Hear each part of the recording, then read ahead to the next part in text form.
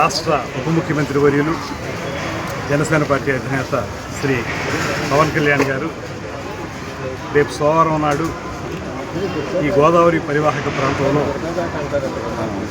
పుష్కరాలకు సంబంధించి ఏ విధంగా ఉంది, ఇక్కడ కాలుష్యరహితంగా తయారు చేయడం ఎలాగా అనేటువంటి అంశాలని పరిశీలించడానికి చేస్తున్నారు.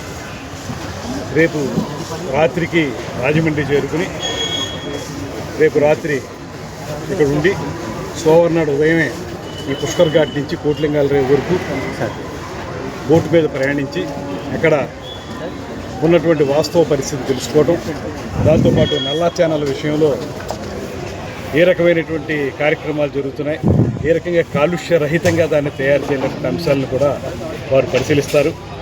ఆ తర్వాత రాజమండ్రి మున్సిపల్ కార్పొరేషన్ ఆఫీసులో కలెక్టర్ గారి నేతృత్వంలో పూర్తి స్థాయిలో సమీక్ష జరుగుతుంది పుష్కరాలకు సంబంధించి. దీంట్లో జిల్లాకు సంబంధించినటువంటి ప్రజాప్రతినిధులు అందరూ పాల్గొంటున్నారు.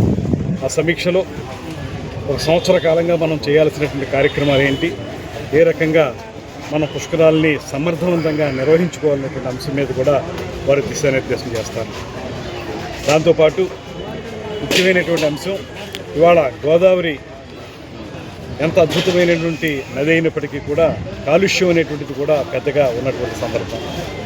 దాంతోపాటు కొన్ని ప్రధానమైన అంశాలు నల్లా ఛానల్ విషయం కానివ్వండి, లేకపోతే వాటర్ వర్క్స్ కానివ్వండి, వీటికి సంబంధించి కొన్ని జాగ్రత్తలు తీసుకున్నట్లయితే ప్రజలకి తాగునీరు మంచిగా అందించవచ్చు అనేటువంటి ఆలోచనతోటి, దాంతోపాటు దీన్ని నేషనల్ రివర్ కన్జర్వేషన్ ప్రోగ్రాంలో పెట్టినట్లయితే దానికి సంబంధించి చేసుకునేటువంటి కొన్ని జాగ్రత్తలు ఇవన్నీ కూడా క్షుణ్ణంగా పరిశీలించడానికి వారు ఇచ్చేస్తున్నారు.